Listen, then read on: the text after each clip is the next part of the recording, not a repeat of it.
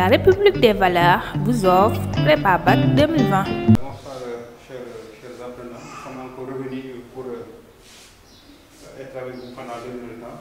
Cette fois-ci, on va parler d'un chapitre important, chapitre intitulé Suite numérique. Donc, en principe, fait depuis la classe première et qui est repris en classe terminale sous forme de complément. Mais on va le reprendre intégralement, on va le reprendre dans son intégralité. Donc,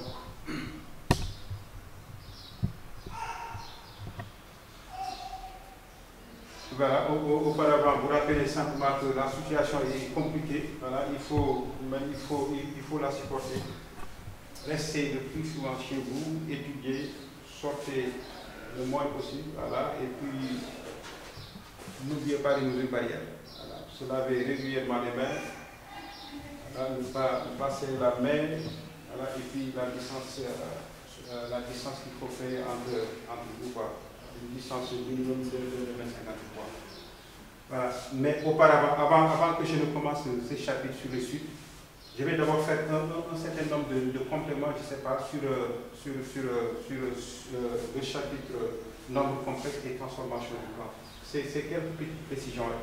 Voilà, c'était à propos de comment on fait pour montrer que 4 points appartiennent à un même cercle. Je dis bien en SD, quoi. En SD, comment on fait en général pour montrer que 4 points appartiennent. Donc la fois passée, on en avait déjà parlé, mais j'aimerais insister j'aimerais y insister plus. Donc pour montrer que 4 points sont sur un même cercle, ce qu'on fait en général, on regarde, par exemple, si vous avez 4 points, si on a 4 points, A, B, C et D, pour montrer que ces 4 points appartiennent à un même cercle, on regarde, parfois c'est le texte même vous dit, dans le texte que vous avez, on regarde parmi ces 4 points, il y a certainement 3 points qui forment un triangle rectangle. Il y a 3 points qui forment un triangle rectangle. Là, on regarde parmi A, B, C, D, lesquels des 3 points forment un triangle rectangle. On utilise, voilà. Si par exemple A, B, C forment un triangle rectangle, donc les points A, B et C seront sur le cercle qui circonscrit ce triangle rectangle. Alors on sait son centre, ce sera le milieu de l'hypoténuse. Puis on montre que le 4e point, le point D, est sur ce cercle. Et pour montrer qu'un point D est sur un cercle, on montre la distance du centre au point égale au rayon. Donc quand ABC est un triangle rectangle, le cercle qui circonscrit ce triangle, c'est le milieu de l'hypoténuse. Si l'hypoténuse est BC, le rayon serait IA, IB, IC. Puis on montre que ID égale IA, par exemple, ID égale ID égale IC. Maintenant, il se peut qu'au lieu de 2 triangles rectangles, qu'on ait 2 triangles rectangles, on ait 2 triangles rectangles. Là aussi, si vous avez 2 triangles rectangles, donc de 2 choses, soit ces 2 triangles rectangles ont la même hypoténuse. Si les 2 triangles rectangles ont la même hypoténuse, alors par exemple, supposons que la même hypoténuse est BC, la même hypoténuse est BC. Donc vous avez un triangle rectangle en A, d'hypoténuse BC, et un triangle rectangle en D, d'hypoténuse BC. Donc vous avez 2 triangles rectangles. Donc le premier c'est ABC, le deuxième c'est BCD. Donc en commun, ils ont la même hypoténuse, c'est BC. Donc si on désigne par I le milieu de BC, donc on aura IA égale, donc le milieu de l'hypoténuse et A égale distance des sommets du champ. On aura IA égale IB égale à IC dans le triangle ABC. On applique le même principe dans le triangle BCD. Ça va donner IB égale IC égale à quoi? ID. Et finalement, ces égalités traduisent donc d'où A, B, C et D appartiennent au cercle de centre I et des rayons IA par exemple.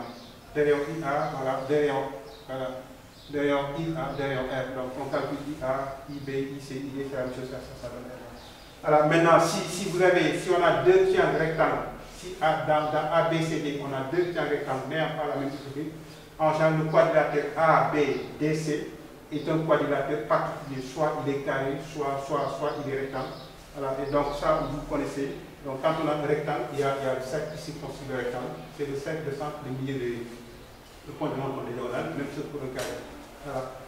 Maintenant, il se peut aussi que ça, c'est une supposition, il se peut aussi que ABDC soit un quadrilatère particulier. Par exemple, soit un carré, c'est déjà fait avec le carré, un rectangle, c'est déjà fait, ou bien un parallélogramme, ou bien un losange. Et dans tous les cas, pour ces fiducités, il y a un cercle qui le circonscrit. Voilà. L'autre précision, c'était un peu sur, j'aimerais un peu aussi revenir sur quelques propriétés sur les similitudes directes, quelques propriétés sur les similitudes, c'est sous forme de l'apercevement, c'est des choses que vous connaissez mieux que moi certainement. Voilà, donc, si on a une similitude directe, notez S, une similitude directe, c'est à 3 éléments caractéristiques, le centre, le rapport et une mesure de l'angle. Oméga, c'est le centre, c'est un point, K, c'est le rapport, etc. Donc, c'est la décomposition canonique de la similitude. Toute similitude peut s'écrire comme composée d'une homothétie de centre oméga de rapport K et d'une rotation de centre oméga dans de mesure θ. Donc, l'ordre n'est pas important. On dit H rond R ou R rond H ici, on trouverait la même chose. C'est R oméga θ. Voilà. Donc, parfois, dans un exercice, on peut vous demander de construire l'image d'un point. Quand c'est la rotation, on sait le faire. Quand c'est la translation, on sait le faire. Quand c'est l'homothétie, on sait le faire. Maintenant, quand c'est une similitude composée d'une homothétie et d'une rotation, donc on peut utiliser cette décomposition canonique. Donc, on commence par la rotation, on finit par l'homothétie, ou bien on commence par l'homothétie, on finit par la rotation. Par exemple, si j'avais S, je donne un exemple. Si j'avais S oméga 2 pi sur 2, donc S c'est la similitude de centre oméga de rapport 2 et d'angle de mesure pi sur 2. Voilà. D'après la décomposition canonique, la règle que je viens de citer, S peut s'écrire comme composé d'une homothétie de centre oméga et de rapport 2 et d'une rotation de centre oméga et d'angle de mesure pi sur 2. Donc vous avez au choix à faire H rond S ou bien ROH. Donc là on a écrit H rond H. Ceux qui veulent peuvent mettre R rond H. Voilà. Donc voilà oméga. Donc notre objectif c'est ça, je nomme ça S. Notre objectif c'est de construire M' image de M par S. Donc, la question construire M' image de M par S. Voilà oméga. Voilà M, on le place au niveau, sauf peut-être en oméga. S'il est en oméga, il est égal à l'image de oméga par S, c'est oméga. Alors on le prend différent de oméga. Voilà le point M. Maintenant, pour construire M, donc je vais le faire directement, on le fait en deux temps. Donc on commence par la rotation. Donc il faut d'abord chercher, on cherche d'abord, donc je reprends. Pour construire M', image de M par S, on construit d'abord M1, image de M par la rotation de centre oméga étant pi sur 2. Voilà. Et on sait que signifie M1 et l'image de M par la rotation de centre oméga étant pi sur 2. Ça signifie quoi? Ça signifie la distance oméga M1 est égale à la distance oméga M. Et l'angle oméga M, oméga M1 est égal à pi sur 2, modulo 2pi. Voilà. Donc ce sont ces deux égalités que nous allons utiliser pour construire le point oméga. Ou tout simplement, on fait tourner M par rapport à oméga en faisant un angle égal à combien? Pi sur 2. Voilà. Donc comme oméga M1 et oméga M sont perpendiculaires parce que forment un angle droit. Donc on place la perpendiculaire à oméga M passant par oméga. Voilà. Le plan est orienté. Voilà. Donc il faudra placer M1 de ce côté si on veut que oméga M1 forme un angle droit direct. Voilà. Si M1 de ce côté, oméga M1 sera égal à moins pi sur 2. Donc le plan est orienté. Donc ça c'est le sens positif. Voilà, et la question fait donc, on place M1 sur la demi-droite d'origine oméga dirigée vers le haut, de telle sorte que la distance oméga M soit égale à la distance oméga M1. Et ça peut se faire avec le compas. Voilà M1. Voilà. Donc là, l'angle est droit, il faut coder, donc c'est la même distance. Voilà. Donc là, M1 est bel et bien l'image de M par la rotation de centre oméga étant de mesure pi sur 2. Puis maintenant intervient l'homothétie. Et M', donc M' maintenant sera finalement l'image de M1 par l'image de M' sera l'image de M1 par l'homothétie de centre oméga et de rapport 2. Et pour construire M', nous allons utiliser la définition. Donc cette écriture est équivalente à quoi? À oméga M', est égal à combien? 2 oméga M1. Donc il faut faire 2 fois le vecteur oméga M1 pour placer le point M'. Donc voilà 1 oméga 1, ça c'est M1. Donc on fait 2 fois le vecteur oméga M1, donc voilà, 2 fois à peu près, donc voilà le point M'. Voilà. Donc on peut utiliser la décomposition canonique de la similitude pour construire, on peut dire, pas tout le temps possible, pour construire l'image d'un point M par. Voilà. Maintenant, autre précision aussi, autre précision sur les similitudes qu'on n'en avait pas parlé la fois passée. Donc, si on a une similitude directe S, si vous avez une similitude directe S, si on a une similitude directe S qui transforme deux points, le point A en le point A' et le point B en le point B'. Donc, lorsque les deux points et leur image pas une similitude directe, alors on peut avoir le rapport de la similitude. Le rapport K, si K est le rapport de S, si K est le rapport de S, si K est le rapport de S, alors K est égal à A'. On commence par les points image, donc A', B' sur combien? Sur AB. Si θ, donc si on a deux points et leur image, on peut avoir le rapport et une mesure de l'angle et de la similitude. Si θ est la mesure de l'angle, si θ est la mesure de l'angle de S, alors θ est une mesure, de l'angle orienté, θ est une mesure de l'angle orienté, AB, du vecteur AB après B. Voilà, donc là aussi, c'est parfois vous pouvez, donc ça c'est des considérations purement géométriques. On peut avoir une similitude avec S qui transforme deux points en une image. Par exemple, S transforme A en plus, donc le point A est transformé en le point A plus, le point B en le point B plus. On peut vous demander le rapport et une mesure de l'angle de la similitude. Donc le rapport est donné par A plus B plus sur AB et une mesure de l'angle, ce serait une mesure de l'angle de S, ce serait une mesure de l'angle orientée AB A plus B plus. Voilà, c'était tout juste quelques petites précisions, sur les similitudes. Voilà. Maintenant, nous allons aborder, comme prévu, le chapitre subnumérique, chapitre extrêmement important parce qu'on peut le trouver un peu partout dans les différents chapitres que vous faites en classe. Voilà. Donc, les suites interviennent un peu partout. Voilà. Donc, c'est un chapitre extrêmement important. Voilà. Donc, chapitre suite numérique. Voilà, donc suite numérique. Voilà, donc voilà comment on va, le plan de travail. Donc, on va d'abord faire des généralités sur les suites. Voilà. Donc, dans les généralités, nous allons d'abord donner la définition. Donc, il faudrait qu'on sache c'est le minimum, c'est quoi une suite numérique définition. Donc, une définition, c'est ce que se comprend. Voilà. On ne cherche pas peut-être à la justifier, mais elle peut se comprendre. Voilà, définition. Donc, le grand terme, c'est généralité. Dans définition, nous avons donné la définition de la suite d'une suite numérique.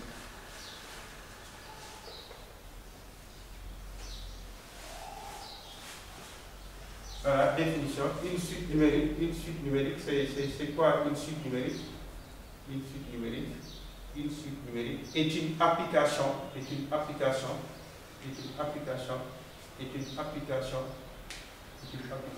de N ou bien d'une partie I de N vers R. Voilà. Donc les suites numériques, c'est des applications de N vers R ou des applications d'une partie de N de I vers R. Voilà. Donc, comme je le disais tantôt, une définition, on la comprend. Il faut chercher, après avoir dit, la question qu'on se pose, est-ce que j'ai bien compris la définition? Voilà. Donc là, quand on lit bien, pour comprendre cette définition, il faudrait qu'on sache le mot-clé de ces applications. Et là, je tiens à, les applications sont faites depuis la classe première. Donc, un petit rappel, que veut dire, qu'est-ce qu'on entend par application de A vers B? Quand est-ce qu'on a une application de A vers B? Lorsqu'à chaque élément de A, on aura associé un élément de B. Ou plus un élément de B. Donc, je reprends. Donc, quand est-ce qu'on a une application de A vers B? Lorsqu'à chaque élément de A, on a associé par une correspondance un élément qui est dans B. Par exemple, si F est l'application, que veut dire F est une application de A vers B? Ça veut dire que tous les éléments de A ont une image par F et que leur image est dans B. Voilà, de façon très simple. Donc, si F est l'application de A vers B, veut dire simplement tous les éléments de A ont une image par F et que leurs images sont dans B. Voilà. Maintenant, cette fois-ci, on a une application de N vers R ou bien une application d'une partie de N vers R. Donc, une suite, c'est soit une application de N vers R. Voilà.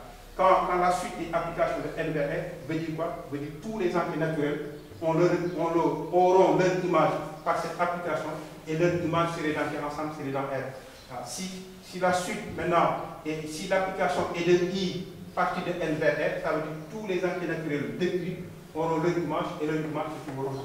Donc, définition très simple. La question, ce n'est pas une suite numérique, c'est simplement une application de N vers R ou bien une application d'une partie I de N vers R. Voilà, notation. Donc, pour marquer la différence entre suite et application que vous. Ouais, donc, pour marquer donc, une application qui dit application dit fonction.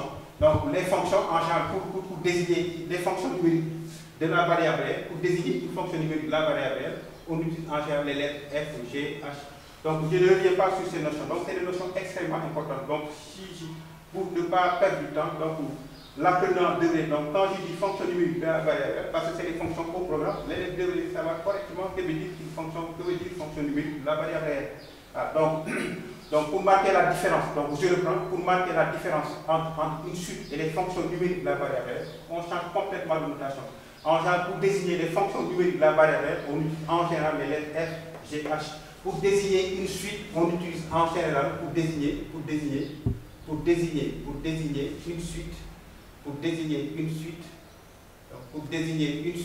on utilise en général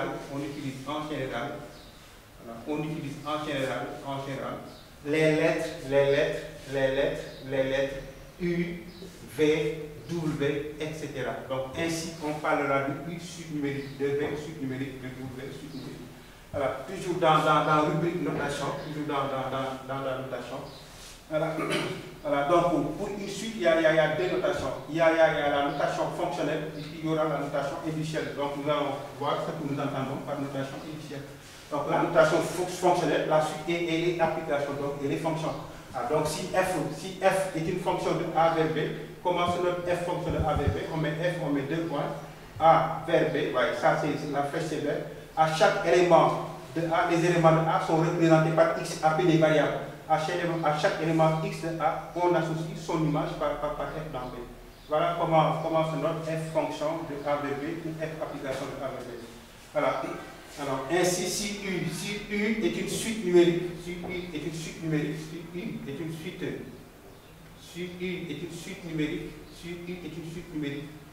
de N, si U est une suite numérique,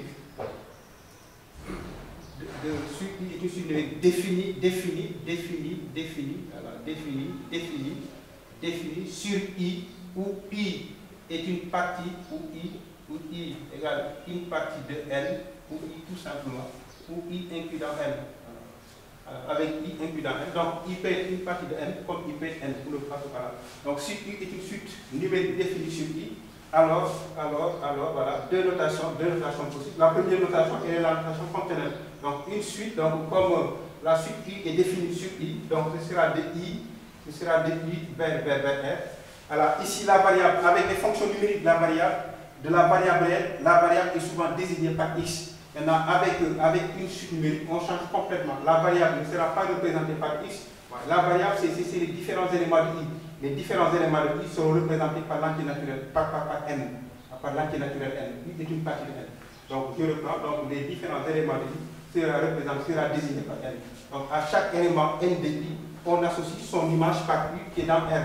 L'image de N par U dans R sera notée quoi? UN. Et toujours pour marquer, donc UN c'est l'image de N par l'application U, par la suite U. Et toujours pour marquer la différence, entre suite et fonction, UN sera noté U indice N. Donc U indice N, c'est le terme, et ça c'est lui. Donc je reprends, l'image de N par I sera notée UN. Donc UN c'est le terme d'indice N. Donc à chaque entier naturel de U, on associe son image par U qui est un réel. Donc l'image de N par U sera notée UN. Et UN, nouvelle notation, U, l'image de N par U de N sera notée U indice N. C'est le terme d'indice N. Maintenant, si N est quelconque, UN,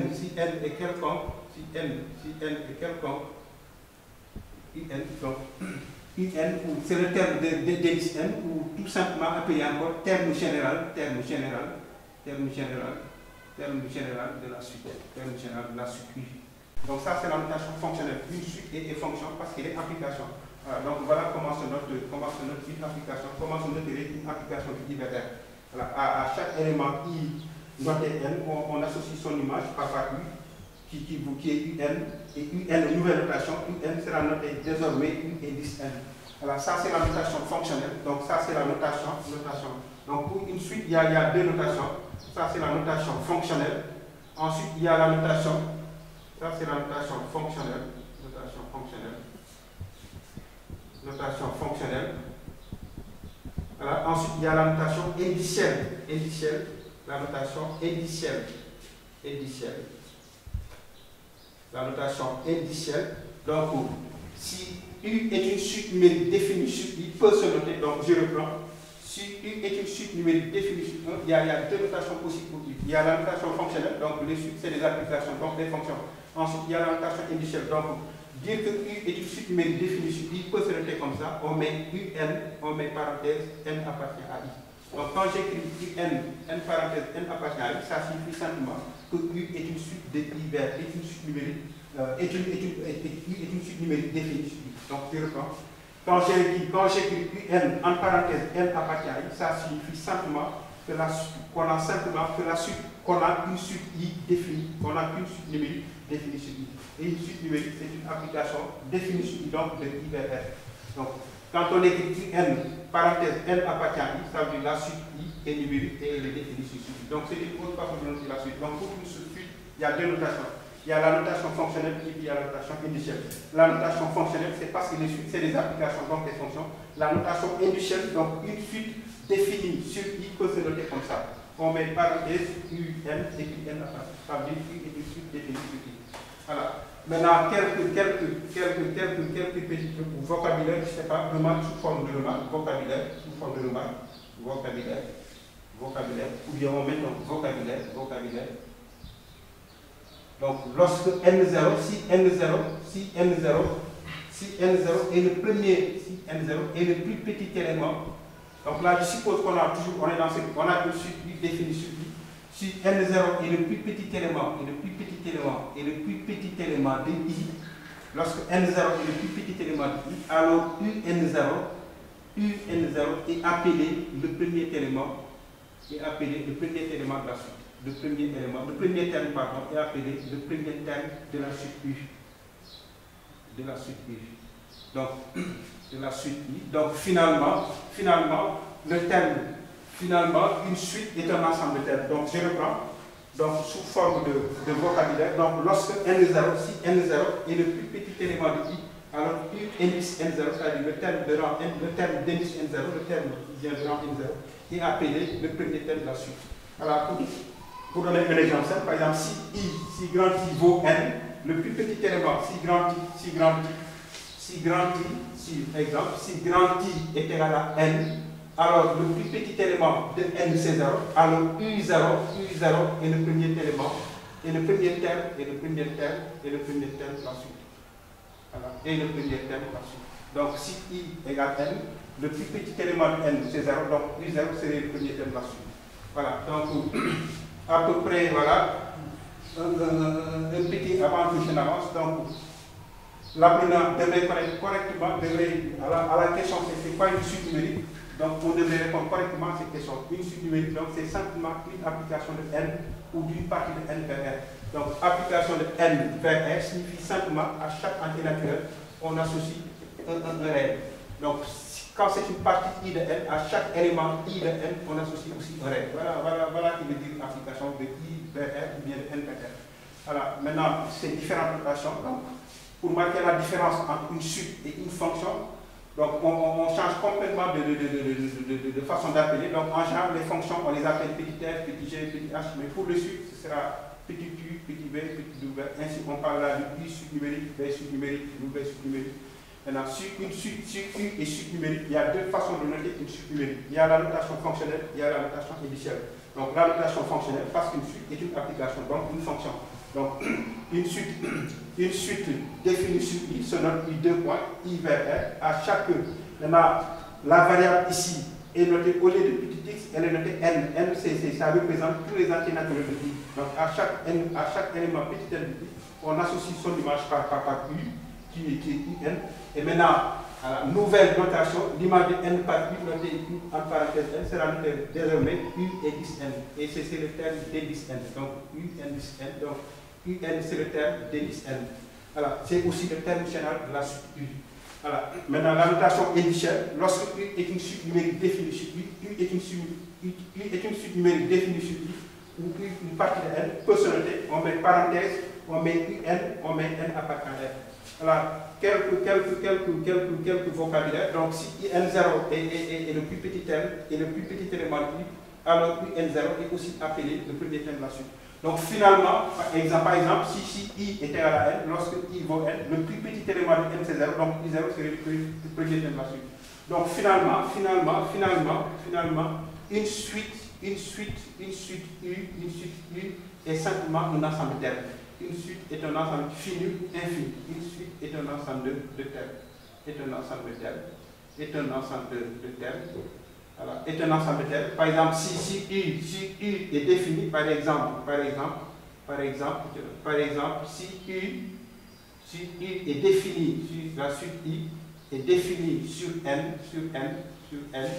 donc on peut écrire, on a 2 points, n appartenant à n égale, donc c'est u0, u1, u2, etc. Et la liste est infinie parce que n contient un nombre infini d'éléments. Donc une suite, c'est un ensemble de termes. Les termes étant u0, u1, u2, u3, lorsque le premier terme est 0. Voilà, donc une suite, c'est une famille de nombres, voilà, tout simplement, c'est une famille de nombres. Voilà. Donc, c'est la famille de nombres U0, U1, U2, U3, U4, etc. Et la liste est infinie parce qu'elle a un nombre infini d'éléments. Voilà. Une petite remarque aussi, à ne pas confondre, remarque. Donc, il ne faudrait pas surtout confondre deux termes généraux. On ne confond pas UN. UN, c'est le terme général de la suite. On ne le confond pas avec la suite. UN, c'est la suite. Voilà.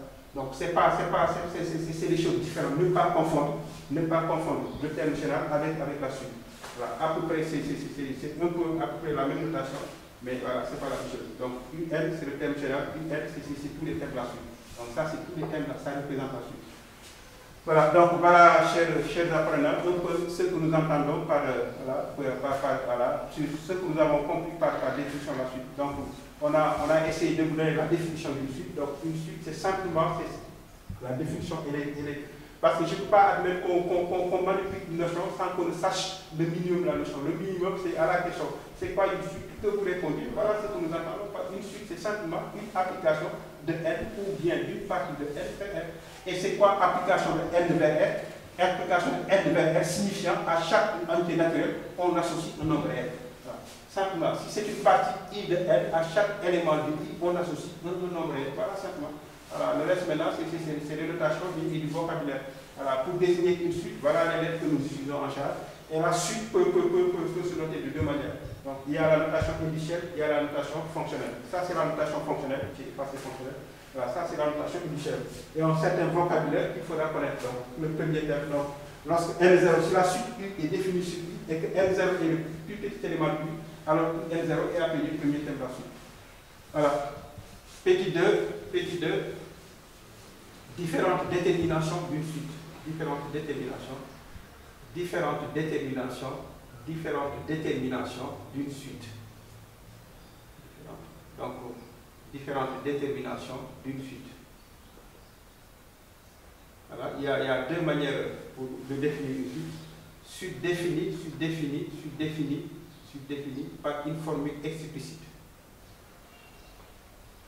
Suite définie par une formule explicite.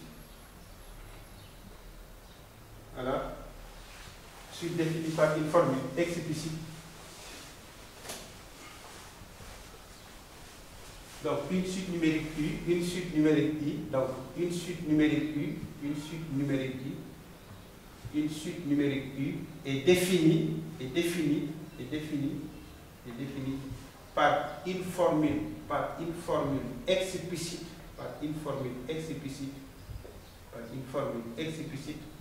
lorsque son terme général UN, lorsque son terme général lorsque son terme général,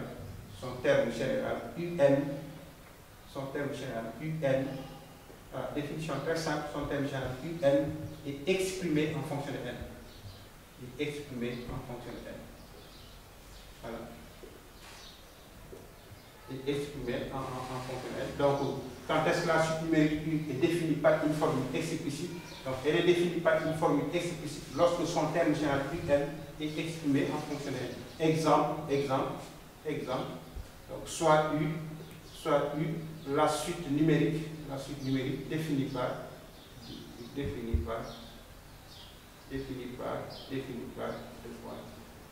UN, par exemple, égale à 2N plus 1, voilà. 2N plus 1. Voilà, donc un exemple très simple. Donc là, le terme général, la suite UN, tout le monde le voit, il est exprimé en fonction de N. Donc là, si je vous demandais calculer I0, I1, I2, etc., I10 et I10. Voilà. Donc pour calculer un terme, on prend l'expression de terme général, puis on remplace N par le rang. Donc si je veux calculer I0, je prends puis N est remplacé par 0. Voilà. Donc c'est votre FDX en parenthèse, c'est votre FDX. Voilà. Donc UN égale 2N plus 1, d'où I0, pour avoir I0, on remplace N par 0. I0, ce sera 2 fois 0 plus 1, ça donne 1, etc. Pour avoir I1, vous faites la même chose, vous remplacez N par 1 et vous calculez. Pour avoir I10, on remplace N par 10, 2 fois 10 plus 1, ça fait 21. Là, ça fait 3.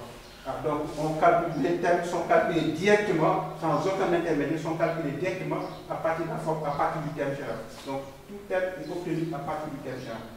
Donc, tout terme est obtenu à partir du terme général qui est exprimé en fonction de N.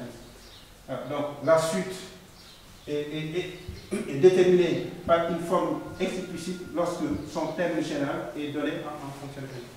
Il n'y a pas que cette manière pour définir une suite. Il y a ce qu'on appelle suite définie par une formule de récurrence. Suite définie par une formule de récurrence. Suite définie par une formule de récurrence. Voilà. Qu'est-ce que nous entendons? Qu'est-ce qu'on entend par suite définie par une formule de récurrence? Donc, une suite numérique U est définie par une formule de récurrence, si pour connaître un terme, il faut connaître le terme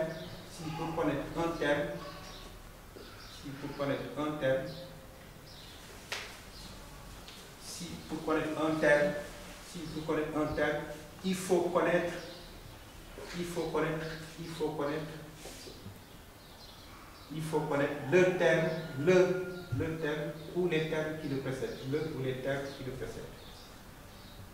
Voilà, qui le précède. Le ou les termes qui le précèdent. Voilà, qui le précède.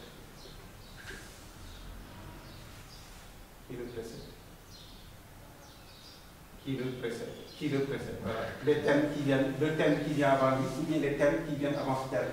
Donc, une suite numérique est définie par une formule de récurrence. Si pour connaître un terme, il faut connaître le terme qui le précède, ou bien il faut connaître les termes qui le précèdent. Voilà. Exemple. Soit U, la suite numérique, la suite numérique, exemple 1, soit U, la suite numérique, définie par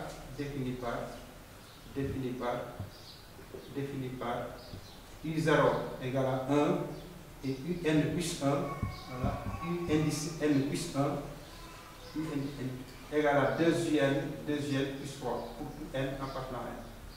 Voilà comment est définie la suite. Donc, vous voyez, la suite est définie par cette école-là.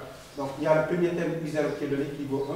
Puis, on a une relation entre le terme d'indice N plus 1 et le terme d'indice N. Le terme de rang, donc le terme d'indice N plus 1, c'est le terme de rang N plus 1.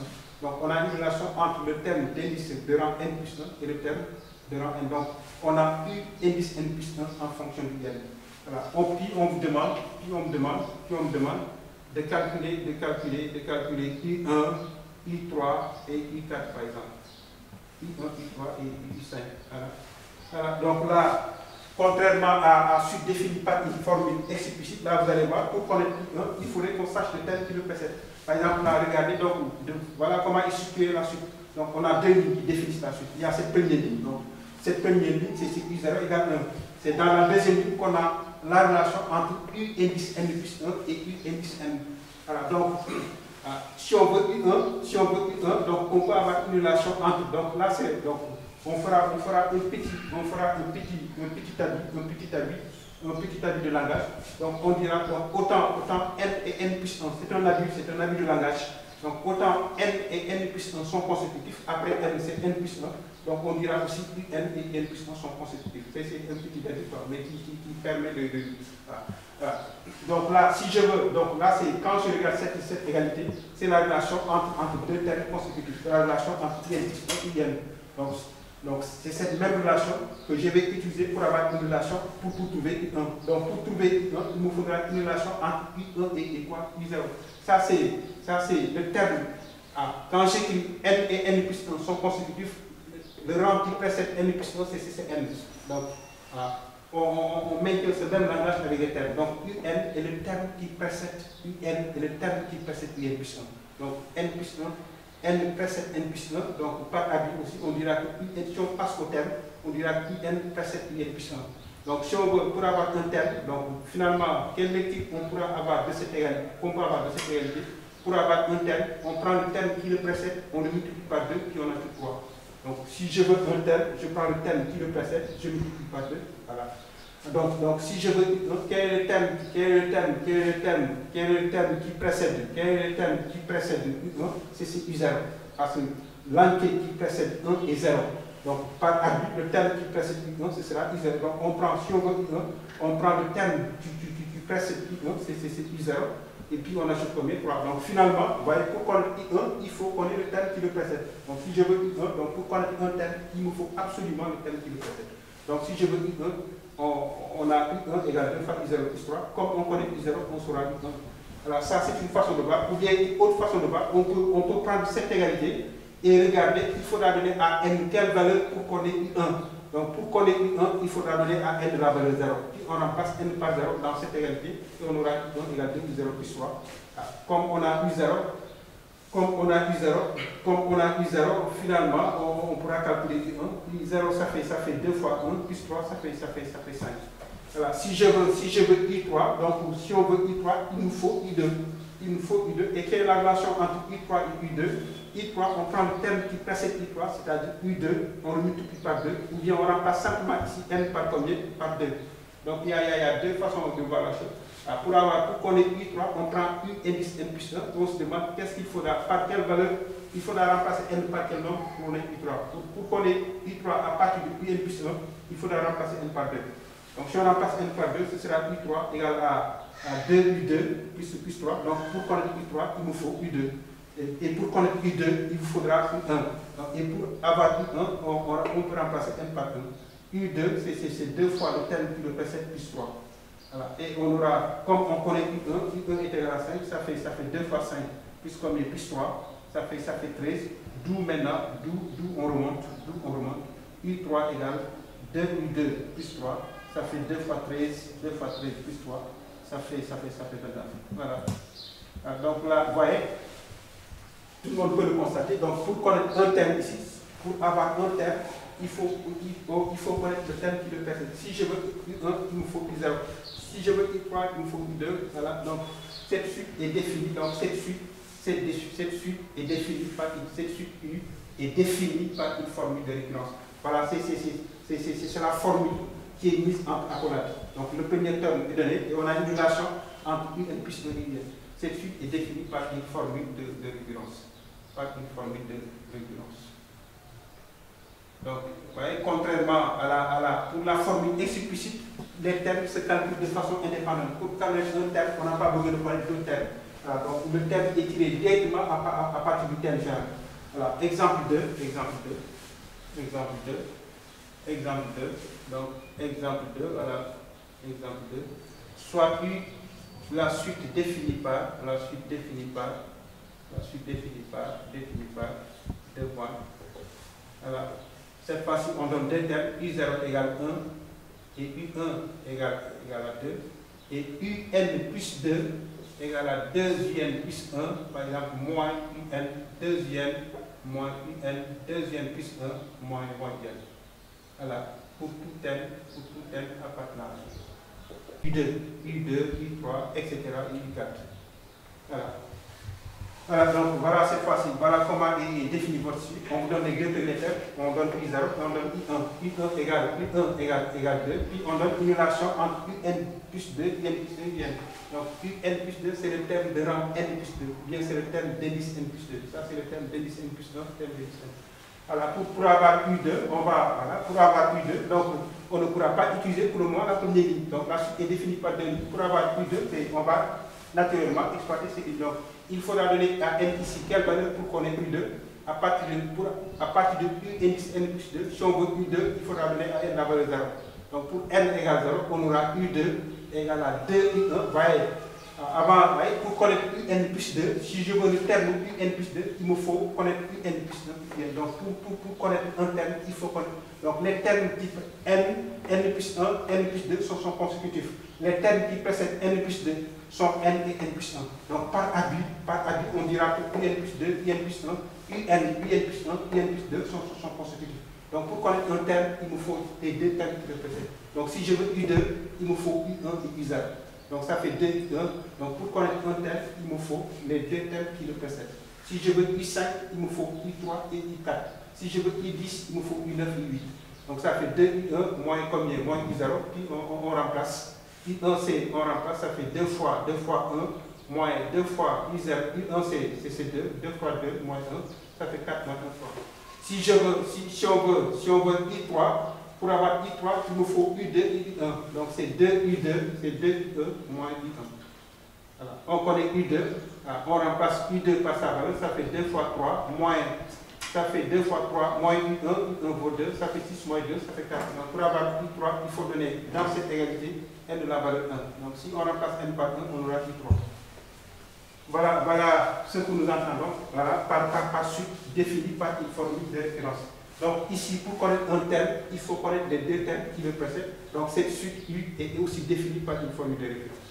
Cette suite U est définie, est bel et bien définie, Donc pour connaître un terme, si je veux un terme, il me faut les deux termes qui le précèdent. Si je veux U2, il me faut U1 et U0. Donc cette suite est définie par une formule de référence. Par une formule de référence. Voilà. Donc, en général, on travaille dans les exercices de suite numérique, on a plutôt des suites définies. Ouais. Dans les exercices de suite numérique, on travaille le plus souvent avec des suites définies par une formule de référence. Donc, pour la plupart du temps, les suites sont définies par une formule de référence. Et donc, je reprends, la suite est définie par une formule de référence. Lorsque pour connaître un terme, il faut connaître le terme ou les termes qui le précèdent. Alors, on a vu deux exemples, par exemple, dans l'exemple 2, pour connaître un terme, il faut connaître les deux termes qui le précèdent. Si je veux U4, il me faut U3, U2. Si je veux U5, il me faut U4, U3, voilà, etc. 3, sens de variation. Donc là aussi, c'est un terme que nous connaissons, mais avec des fonctions numériques de la variable, sens de variation, ce vocabulaire qu'on le connaît, sens de variation d'une suite numérique, sens de variation d'une suite numérique. Voilà. Sens de variation d'une suite numérique. Donc définition.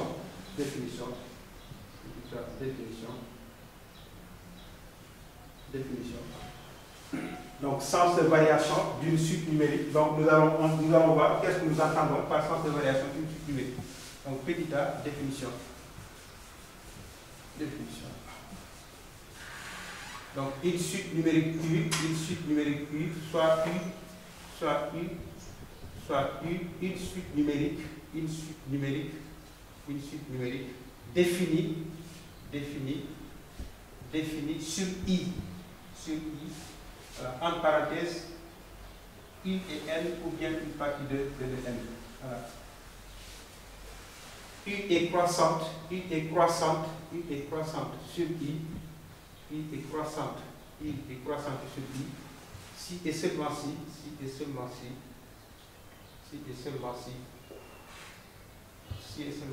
pour tout N appartenant à N, UN plus 1 est supérieur à UN.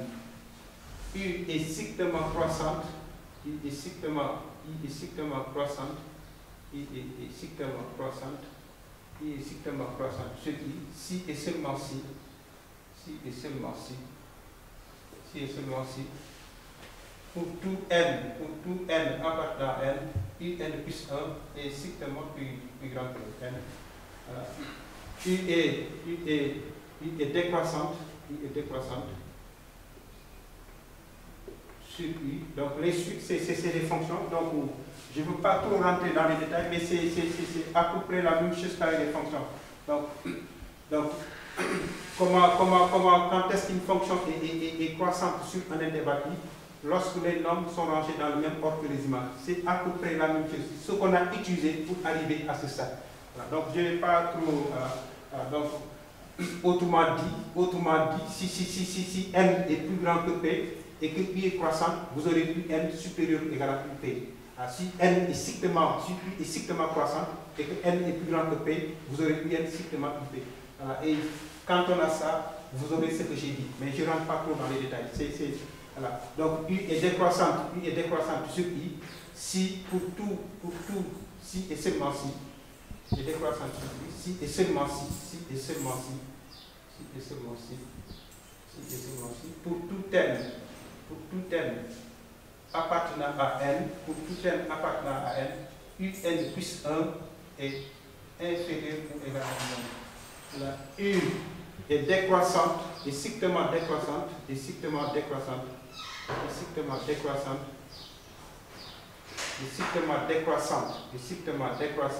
I, si et seulement si, pour tout n appartenant à n, UN plus 1 est strictement inférieur à UN. Maintenant, la suite U est constante sur I, si et seulement si, pour tout n appartenant à n, UN plus 1, tous les termes sont égaux. Maintenant, toujours suite stationnaire, U est stationnaire, donc c'est pas mauvais de U est une suite stationnaire. Une suite stationnaire, ça veut dire que la suite est constante à partir d'un certain nombre. U est stationnaire. Donc, s'il existe N0 appartenant à N, tel que, pour tout N supérieur ou égal à N0, UN plus 1 est égal à UN. Donc, la suite est constante à partir du rang N0. C'est ce qu'on appelle ce que nous appelons suite stationnaire. Donc, à partir du rang N0, tous les termes sont égaux. Donc, UN plus 1 voilà. Donc là, vraiment pas compliqué. Donc, la suite, soit une suite numérique définie sur I. Qu'est-ce que nous entendons par I est croissant sur I? I est une suite croissante sur I, signifie UN plus 1 est supérieur ou égal à N. C'est quel que soit N appartenant à I. On travaille dans I. Quel que soit N appartenant. Donc si I et N, on remplace quel que soit, voilà, c'est sur I. Voilà. Il existe N0 appartenant à I. Donc je reprends.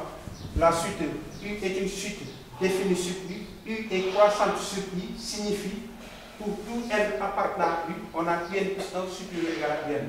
Donc U est strictement croissante sur I, signifie pour tout N appartenant à U, UN plus 1 strictement plus grand que UN. La suite U est décroissante lorsque UN plus 1 est inférieur ou égal à UN. Quel que soit N plus grand I, elle est strictement décroissante si UN plus 1 est strictement inférieur à UN, quel que soit N plus grand. Maintenant, la suite U est constante lorsque tous les termes sont égaux, c'est-à-dire quel que soit N plus grand I, UN plus 1 égale I, qui veut dire finalement que tous les termes sont égaux. Maintenant, une suite est stationnaire lorsqu'elle est constante à partir d'un certain rang.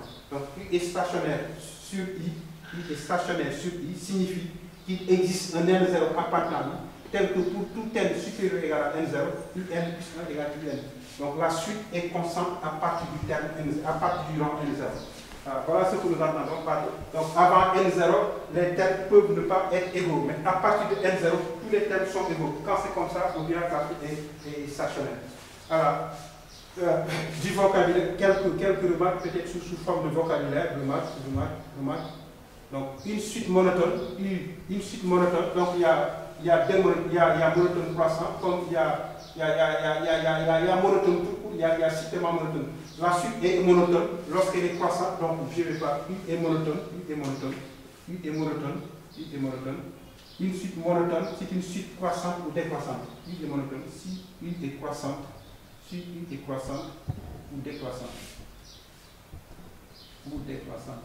La U est strictement monotone. Si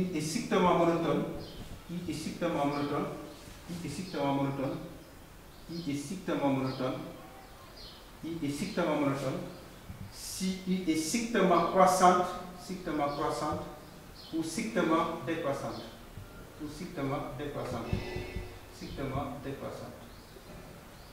Voilà. Voilà, autre remarque aussi, remarque extrêmement importante. Là aussi, vous voyez, quand je dis et ici, vous voyez, donc là, par exemple, à la question de montrer que la suite U est croissante, montrer qu'une suite U est croissante. Donc, avec ce que vous avez en face de vous, l'élève peut le faire facilement. Pour montrer que la suite U est croissante sur U, il suffira de montrer que pour tout terme appartenant à U, il y a plus 1 et plus 1, il y a 2. Maintenant, mon autre préoccupation que j'avais dit tout au début, il faudrait aussi que l'élève sache que veut dire qu'une suite est croissante. Donc, il y a deux choses. Comment montrer qu'une suite est croissante et que veut dire la suite est croissante. Normalement, on devrait commencer par que veut dire la suite est croissante. Je vous ai dit, je ne vais pas trop rentrer dans les détails, mais c'est la même chose qu'avec les fonctions. Par exemple, qu'une fonction f numérique, la variable est croissante sur un intervalle i, signifie que les nombres sont rangés dans le même ordre que les images. Quand elle est décroissante, c'est le contraire. Donc, pour f est croissante sur i, signifie quoi? Quel que soit x, y pris dans i, tel que x plus petit que y, alors f de x, quand c'est croissant, c'est au sens large. Maintenant, quand c'est décroissant, quand c'est strictement croissant, si x est plus petit que y, f de x sera strictement plus petit que f de y. Donc, quand f est croissant, on peut avoir une égalité ici, mais aux images, avoir l'égalité. Mais quand c'est strictement croissant, l'ordre que vous avez entre les nombres, c'est le même ordre que vous avez entre les images. Voilà. Donc là, si on utilise tout ça sur le suite, donc qu'est-ce que nous allons, que veut dire qu'une suite est croissante? Donc une suite est croissante, U est croissante, U est croissante, I est croissante, I est croissante, I est croissante sur I est croissante sur I signifie, U est strictement croissante, U est strictement croissante, U est strictement croissante, U est strictement croissante, U est strictement croissante sur I, U est strictement croissante sur I signifie les termes sont rangés dans le même ordre que les indices. Les termes sont rangés dans le même ordre que les indices. Voilà. Dans le même ordre que les indices.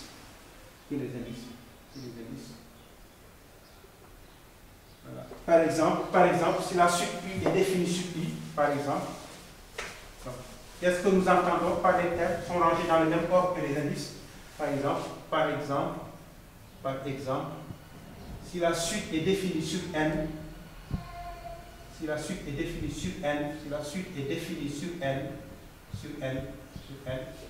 et que U est strictement croissante, et que la suite U est strictement croissante,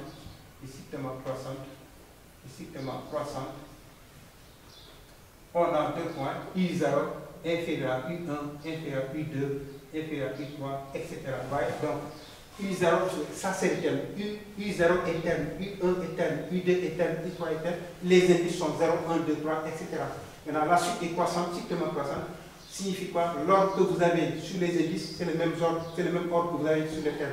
Donc, sur les indices, on a 0, plus petit que 1. Non, les indices, on a 0, inférieur à 1, inférieur à 2, inférieur à 3, etc. Donc, l'ordre qu'on a sur les indices, c'est le même ordre que nous avons sur les termes. Donc on a U0, U petit U1, U petit U2, U petit U3.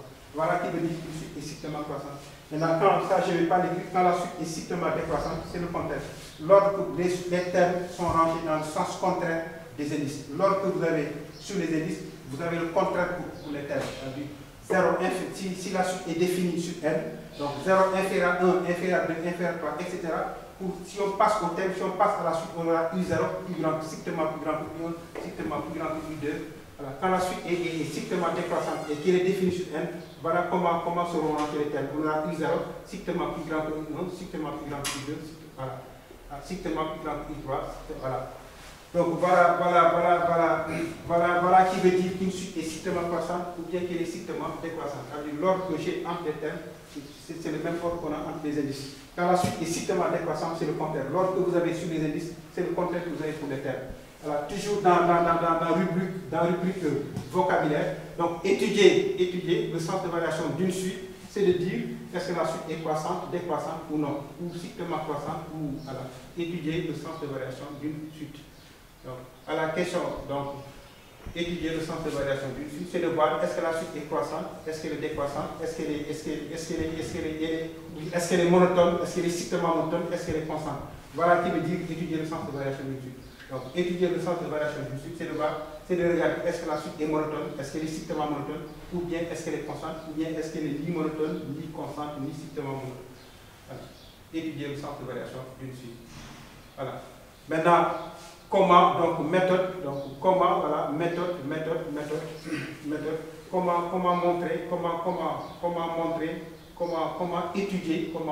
étudier le sens, étudier le sens de variation d'une suite. Alors, ce qu'on fait en général, comment étudier le sens de variation d'une suite.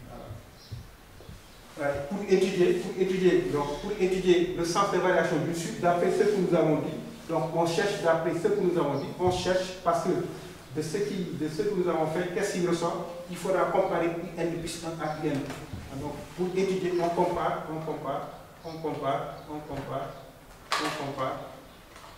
UN plus 1 à UN. Voilà, pour comparer UN plus 1 à UN, en étudiant, on compare UN plus 1 à UN, en étudiant par exemple, donc comparer UN plus 1 à UN, par exemple, revient par exemple à étudier le signe de la différence, le signe de UN plus 1 moins UN. Donc on compare UN plus 1 à UN en étudiant le. Donc on peut, pour étudier, comment étudier le sens de variation d'une suite, pour étudier le sens de variation d'une suite, on peut comparer UN plus 1 à UN. Donc en étudiant le signe de UN plus 1 moins UN. Voilà. Maintenant, si cette différence est positive, la suite elle est croissante. Si la différence est négative, la suite est décroissante. Donc je reprends. Donc si je veux étudier le sens de variation d'une suite, donc on va avoir les différentes méthodes possibles. Donc on pourra étudier le signe de n plus 1 moyenne. Étudier le signe de n plus 1 moyenne revient à comparer n plus 1 à n. Donc si cette différence est positive, n plus 1 sera plus grand que n, la suite sera croissante. Si la différence est négative, la suite n plus 1 sera plus petite que n, la suite serait décroissante. Voilà. Ensuite, on peut, lorsque tous les termes, la suite, si tous les termes de la suite sont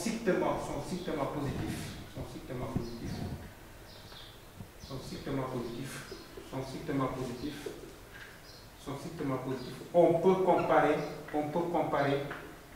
comparer UN plus 1 sur UN à 1. Voilà. Qu'est-ce que nous entendons d'abord par tous les termes de la suite sont strictement positifs? Donc lorsque la suite est définie sur I, tous les termes de la suite sont positifs, signifie quoi? Pour tout terme appartenant à I, UN est strictement supérieur à 0. Tous les termes sont plus grands que 0. Tous les termes de N sont plus grands que 0. Donc si tous les termes de la suite sont strictement positifs, pour étudier le sens de variation de la suite, on peut comparer UN plus 1 sur UN à 1.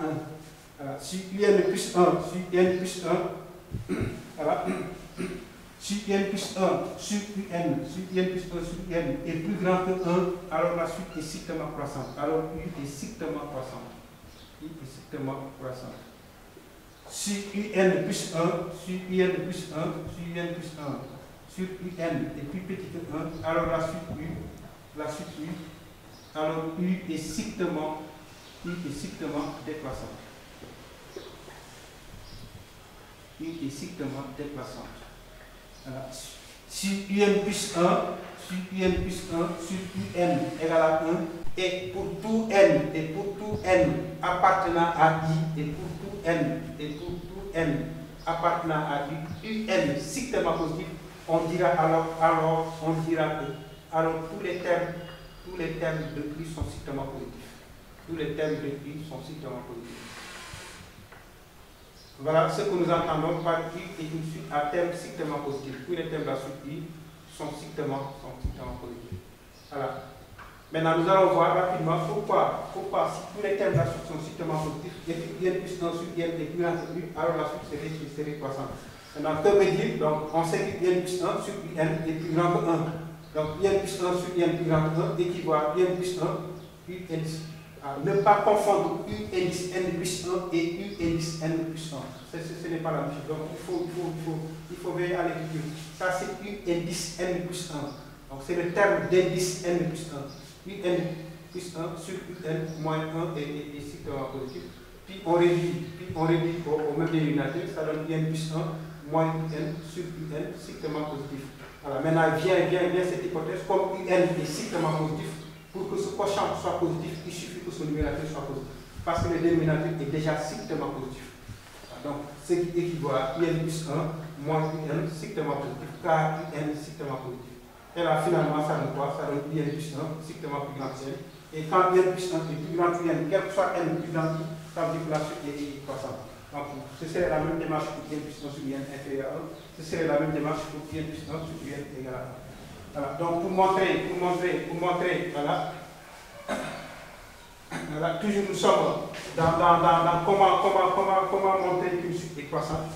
Voilà, donc, pour une suite, on avait dit qu'il y avait deux manières de définir une suite. Donc la suite pouvait être définie par une formule explicite. Donc si UN égale à f de n, donc pour étudier les variations, donc lorsque la suite I est définie par une formule explicite, lorsque UN égale f de n, donc lorsque le terme général est fonction de n, pour étudier les variations de la suite I, on peut utiliser les variations de la fonction f. On peut utiliser les variations de la fonction f.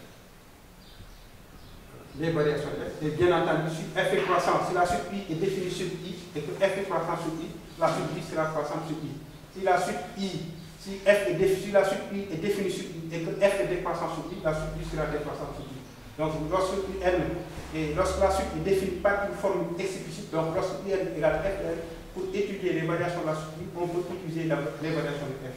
Si f est croissant sur I, là où I est défini, alors la suite, si f est croissant sur I, alors I sera croissant sur I. Si f est décroissant sur I, alors I sera décroissant sur I.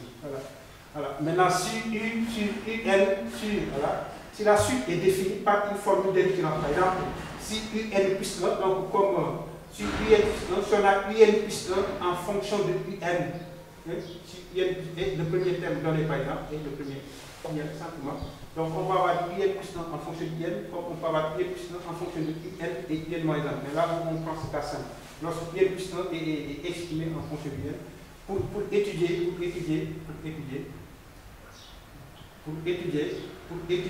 les variations, donc pour étudier les variations de la suite I, on peut utiliser, donc nous allons voir tout à l'heure, on peut utiliser pour le moment une référence, on peut utiliser le raisonnement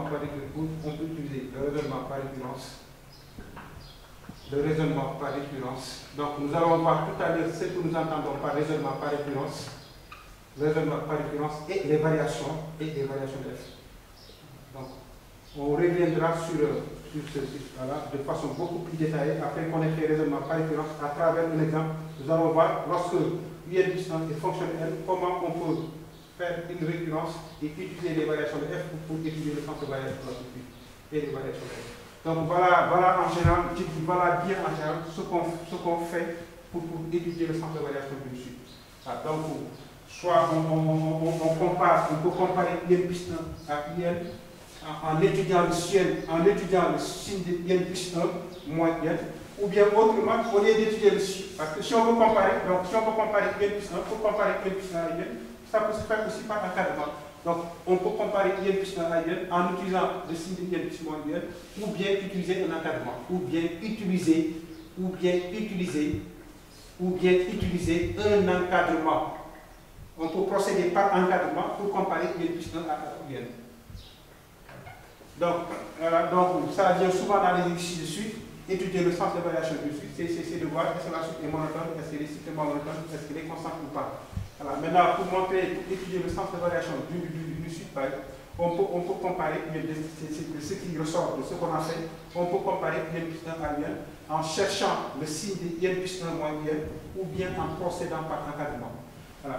Maintenant, si, autre cas, une remarque est pertinente, donc si tous les termes de la suite sont strictement positifs, pour étudier le sens de variation de la suite IN, on peut comparer IN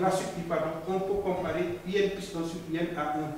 Et nous avons vu que si IN plus 1 sur IN est plus grand que 1, la suite est strictement croissante, etc. Et nous avons trouvé pourquoi, lorsque la suite est à terme strictement positif, si ce rapport est plus grand que 1, la suite est strictement croissante, c'est déjà fait. On s'inspire de ça pour montrer aussi si ce rapport est plus petit que 1, la suite est strictement décroissante. Voilà. Si IN plus 1 sur IN égale 1, donc on aurait IN plus 1 égale IN, donc la suite serait constante. Voilà. Maintenant, si là, comme il n'y a que deux manières de définir une suite, soit la suite est définie par une formule explicite, soit la suite est définie par une formule de référence. Donc, si N égale F de N, pour étudier le sens de variation de I, on peut étudier les variations de F. Si la suite U est définie sur I et que F est décroissant sur I, alors I sera croissant sur I. Si U est définie sur I et que F est décroissant sur I, alors I sera décroissant sur I. Maintenant, si la suite est définie par une formule de référence du genre IN plus 1 égale F de N, pour étudier les variations de la suite I, nous allons le voir. Donc, pour le moment, nous ne connaissons pas que du raisonnement par référence, mais au niveau de là, on pourra utiliser le raisonnement par référence et les variations de la fonction f. Voilà. Donc, 3, on a une définition de différentes méthodes pour définir une suite. 3, sens de variation d'une suite. 4, suite minorée, majorée et bornée. Suite minorée, majorée et bornée. Suite minorée, majorée et bornée. Voilà, donc c'est des définitions très simples. Donc c'est des termes aussi que vous avez croisés avec des fonctions minorées, fonctions majorées, fonctions bornées. Donc c'est des termes qui reviennent aussi avec des suites. Donc c'est des définitions très simples. Donc soit U, une suite définie sur I. Une suite définie sur I. Voilà. Même si on ne précise pas U et N ou bien une partie de N. Voilà. U est minoré, la suite ça c'est tiré. U est minoré, la suite I est minoré sur I. Si et seulement si équivaut à il existe M appartenant à R tel que pour tout N appartenant à U, pour tout N appartenant à I, UN supérieur ou égal à R. Donc tous les termes sont plus petits, sont plus grands que le RM. Lorsque tous les termes de la suite sont plus grands que le RM, on dira que la suite est minorée par M. La suite est minorée par M par le petit terme sur I. Donc U est majoré. Donc c'est des définitions très simples. Donc U est majoré, la suite U est majorée sur I, équivaut à il existe grand thème, il existe un réel grand thème dans R appartenant à R, tel que pour tout N appartenant à U, UN est inférieur ou égal à M. Si tous les termes de la suite sont plus petits que le M, on dira que la suite U est majorée par M sur I. Voilà. Maintenant, U est borné, une suite bornée, U est bornée sur I, si elle est à la fois minorée et majorée. U est borné sur I, équivaut à U est minoré, et majoré, U est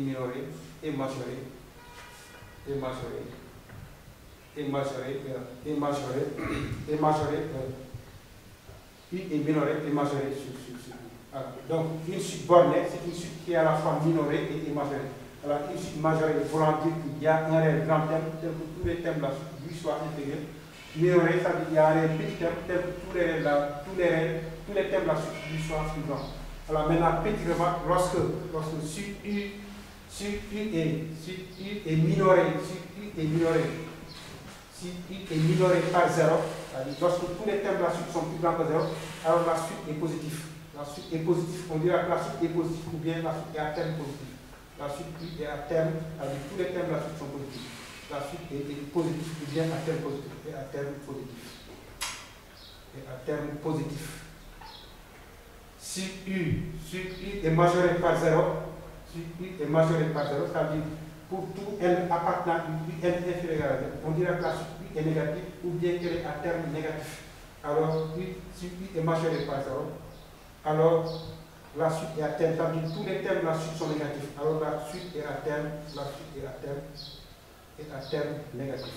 Voilà, donc là, on va un peu vite parce que c'est pas du tout compliqué. Donc, c'est les mots que vous allez croiser avec des fonctions minorées, majorées. C'est à peu près la même chose, à peu près la même idée. Voilà. N'oubliez pas que les suites, c'est des fonctions. Voilà. Donc, voilà, donc, que veut dire suite minorée, suite majorée, suite binomiale. On reviendra sur toutes ces notions sur des exemples. Maintenant, pour le moment, il faut qu'on fasse le raisonnement par exemple. Donc, je reviendrai sur tout ça à travers des exemples pour que vous compreniez mieux ces notions. Voilà. Donc, il y a le carré qui fait que c'est effet quoi. Donc, 4, donc 1 c'est des définitions, 2 sur différentes méthodes de définition, suite 3 sources de variation, 4 là c'est 5 c'est raisonnement par récurrence, le raisonnement par récurrence. Raisonnement par récurrence. Raisonnement par récurrence.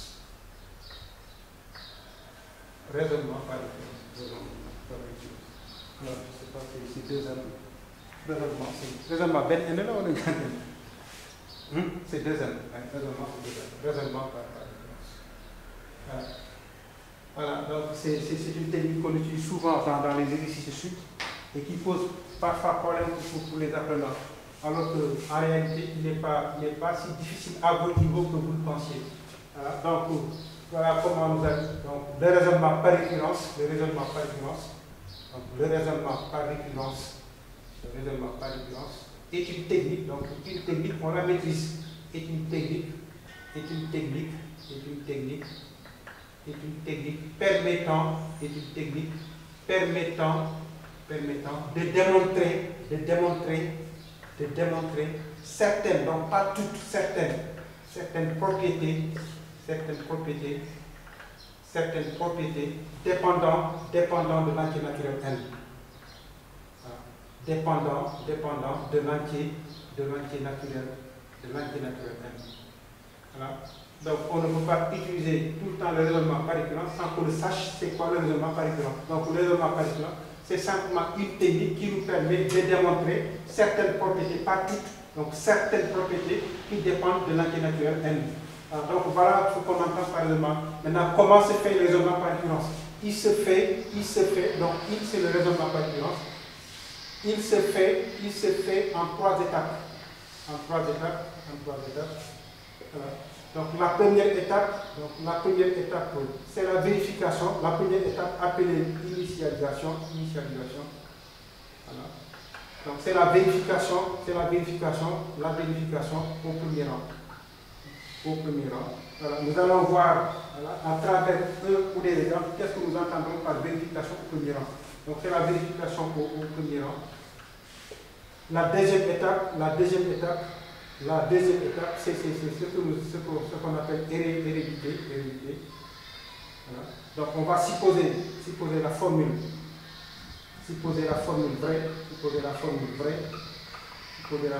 vraie. La formule ici, ce que nous entendons par formule, c'est la propriété. Supposer la propriété vraie. Jusqu'au rang n. Où n, précision sur n, où n est un entier naturel quelconque fixe,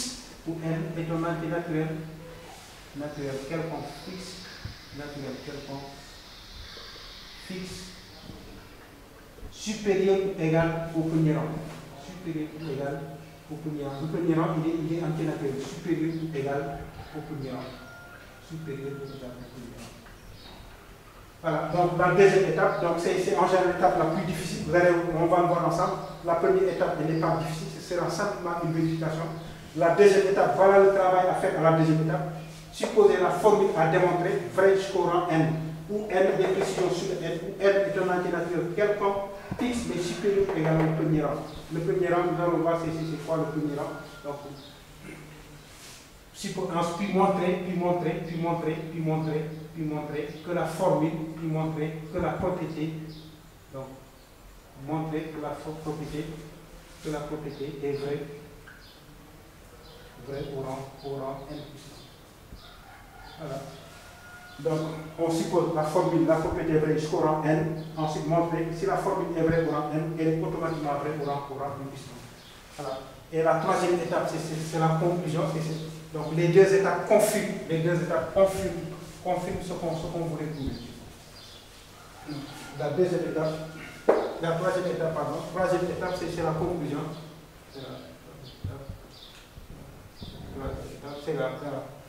Dans la conclusion, on ne fera que confirmer, on confirme donc la propriété est démontrée. On confirme la conclusion. Dans la conclusion,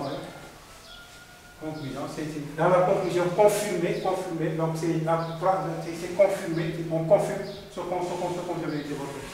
Donc je ne vais pas trop rentrer dans les détails. Donc dès que les deux étapes sont prouvées, alors la règle est trouvée. Donc la règle c'est à partir du premier rang, et vous avez montré que si vous prenez un n quelconque supérieur ou égal au premier rang, si la propriété est vraie au premier rang, alors elle sera vraie au rang suivant. Donc finalement la propriété sera vraie quel que soit n supérieur ou égal au premier rang. Donc la conclusion, ce sera la confirmation de la règle. Donc je reprends, donc pour mieux comprendre ça, on va essayer de faire des exemples. Je vais essayer de ramasser un exemple où il y aura tout, sans variation, raisonnement par récurrence, supérioré, submajoré, voilà. Mais vraiment, chers apprenants, c'est pas donc donc le raisonnement, connaître d'abord c'est quoi le raisonnement par récurrence, donc c'est quoi le raisonnement par récurrence. Ensuite, connaître comment est-ce qu'on fait si on veut faire le raisonnement par récurrence. Alors maintenant, lorsqu'il y a trois étapes à exécuter, si une étape n'est pas faite, vous n'avez pas fait le raisonnement par récurrence. Donc, quand le raisonnement par récurrence se fera, il faudrait que ces trois étapes apparaissent. La vérification au premier rang, l'hérédité, puis la conclusion, la confirmation de ce qu'on veut trouver. Alors, exemple. Donc, c'est le carré qui fait son effet. Exemple, je prends soit U. Donc, on va essayer, exemple 1, on va essayer de faire de très bons exemples. Donc, soit U, la suite définie par, pour ramasser tout ce que vous avez à voir dans ce numérique pour le moment, pour l'instant, soit U, la suite définie par 2 points. U0 égale à 1, et UN plus 1 égale à 3e égale à 1 tiers, de UN, moins combien? Moins 2, plus 2. Pour tout n appartenant à n. Donc c'est une suite définie par une formule de récurrence. Voilà. Donc on a un plus 1 en fonction de un. Pour connaître le terme un plus 1, il faut connaître le terme un. Pour connaître le terme de rang n plus 1, il faut connaître le terme qui le précède, c'est-à-dire le terme un. Donc, voilà, premièrement, donc calculer U1, U2, U3. Voilà. Deuxièmement, montrer par récurrence,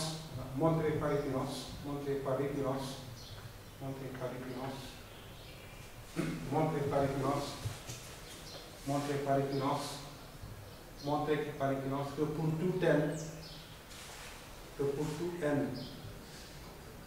pour tout n appartenant à n, 1 inférieur à la première question, elle ne pose aucun problème. Donc, calculer U1. Donc, il n'y avait que deux façons.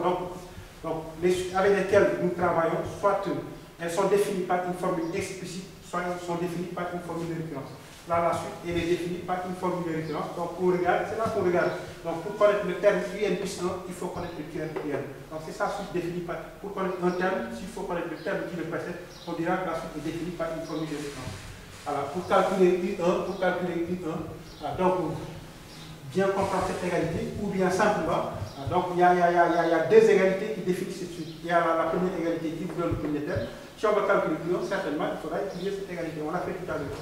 Donc, autant, je l'avais dit, je me répète encore, autant n et n plus 1 sont consécutifs, autant par abus, on dira que n plus 1 et n sont consécutifs.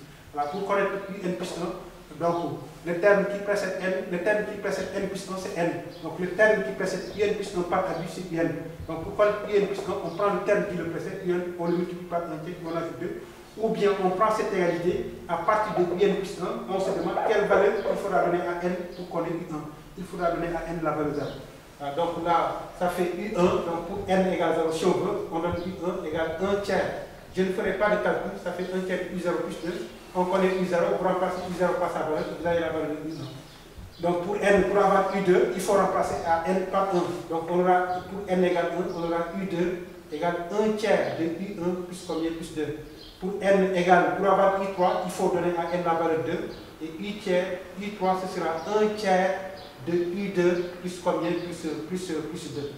Alors, et les calculs, vous les ferez. Donc, si on a U1, on aura U2. Si on a U2, c'est ça la suite. C'est ça la suite définie par une formule. Pour connaître un terme, s'il faut connaître le ou les termes qui le précèdent, on dira que la suite est définie par une formule de référence. Voilà. Deuxièmement, voilà, donc on vous demande, donc là, la question elle est claire, on vous demande montrer par récurrence. Donc ce qu'on entend par montrer par récurrence, on aurait dit en utilisant un raisonnement par récurrence, écrire en utilisant un raisonnement par récurrence ou dire montrer par récurrence, c'est la même chose. Montrer par récurrence, qu'est-ce que nous devions montrer par récurrence? Où est la propriété qui dépend de n? Dans le cours, on a dit le raisonnement par récurrence, c'est une technique qui permet de démontrer certaines propriétés dépendant de laquelle est n. Ici, votre propriété, voilà la propriété. La propriété à démontrer, c'est pour tout n appartenant à n, un est compris en quoi et quoi? 1 et 3. Voilà la propriété à démontrer. Et pour démontrer cette propriété, on vous demande d'utiliser la récurrence. Et comme la récurrence, pour faire la récurrence, il faut nécessairement faire les 3 étapes. Donc nous allons établir cette double inégalité par récurrence. Donc on va commencer d'abord par faire la première étape, c'est-à-dire faire l'initialisation, c'est-à-dire la vérification du premier rang. Donc le premier rang, qu'est-ce que vous allez voir? Donc le premier rang, il dépend de l'information que vous avez du petit n. Là, quand on regarde très bien, on a dit pour tout n appartient à n, comme n appartient à n, et que le plus petit n, le premier élément de n, c'est 0, donc le premier rang, ce sera égal à 0. Si on avait mis pour n supérieur ou égal à 100, alors quelle est l'information qu'on a de n? On sait que n est supérieur ou égal à 100, donc le premier terme, le premier rang, ce serait quoi? Ce serait 100. Donc le premier rang dépend de l'information que vous avez sur le n. Si n est dans n, le premier rang ce serait 0. Si n est supérieur ou égal à 100 par exemple, le premier rang ce serait 100. Donc le premier rang qu'on a dit dans le cours théoriquement, voilà, on l'aura à partir de l'information que vous avez du petit n. Voilà, donc nous allons faire donc, la vérification pour le premier rang. Donc qu'est-ce que nous entendons par vérification pour le premier rang? Nous allons voir est-ce que si on remplace n par 0, est-ce que c'est une inégalité aura lieu? Donc pour n égale 0, est-ce qu'on aura U0 compris entre 1 et 3? Voilà la vérification au premier rang. Donc vous remplacez n par le premier rang et vous regardez est-ce que la propriété est vérifiée. Voilà simplement. Donc on regarde est-ce que la propriété est vérifiée lorsque n est remplacé par le premier rang. Donc pour n, donc, nous sommes en train d'exécuter la première étape. Donc pour n égale 0, nous allons voir est-ce que la propriété est vérifiée. Pour n égale 0, on a 2 points. On a 1 inférieur ou égal à combien? U0 inférieur ou égal à 3. Et U0, cette l'écriture U0 compris entre 1 et 3 est vrai. Donc, vrai. On peut mettre vrai. Car U0 égale combien? U0, c'est le texte qui vous donne, c'est 1. 1 est bien compris entre 1 et 3 au sens large ici. Voilà. Donc 1 est inférieur ou égal à 1. Ce qui n'est pas possible, c'est 1 strictement plus petit 1. Donc la vérification au premier rang, elle ne pose aucun problème. Donc je reprends, le premier rang dépend de l'information que vous avez du petit n. Alors, si n est dans n, le premier rang ce serait 0. Si n est supérieur ou égal à 10, le premier rang ce serait 10. Maintenant, ce que nous entendons par vérification du premier rang, vous remplacez n par le premier rang dans ce qu'on veut établir. Et regardez, est-ce que la proposition serait vraie ou fausse? Donc on veut prouver que n est compris entre 1 et 3, on remplace n par 0. Si on remplace n par 0, on aura I0 compris entre 1 et 3. Et cette proposition, cette écriture, elle est vraie. Parce que pourquoi? Parce que U0 est égal à combien? 1. Donc la première étape, elle est faite. Maintenant, la deuxième étape, c'est l'étape en général, c'est l'étape la plus difficile. Donc supposons supposons UN, donc là, voilà, ça peut se faire, il y a plusieurs relations pour la deuxième étape. Voilà celle que j'ai choisie. Supposons, donc, la phrase, supposons la formule vraie jusqu'au grand N, voilà comment nous allons dire. Supposons UN, donc vous reprenez ce que vous deviez démontrer. Donc supposons UN inférieur ou égal, UN compris entre 1 et 3, où N, là, il faut donner maintenant des précisions, où N est un entier naturel fixe, supérieur ou égal à 0. N est un entier naturel, où N est un entier naturel fixe, supérieur ou égal à 0, supérieur ou égal au premier rang. Supérieur ou égal.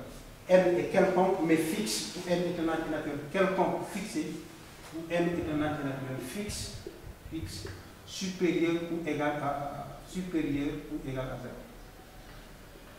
Alors, donc, on suppose donc la formule vraie jusqu'au rang N, avec N supérieur ou égal au premier rang, puis on montre que la formule est vraie au rang N puissance. Donc, supposons N compris entre 1 et 3, montrons que la formule vraie au rang N puissance, la propriété au rang N puissance, c'est de prendre la propriété au rang N, ça c'est la propriété au rang N, puis remplacer N par N puissance. Montrons que 1 inférieur à n plus 1 inférieur à 3.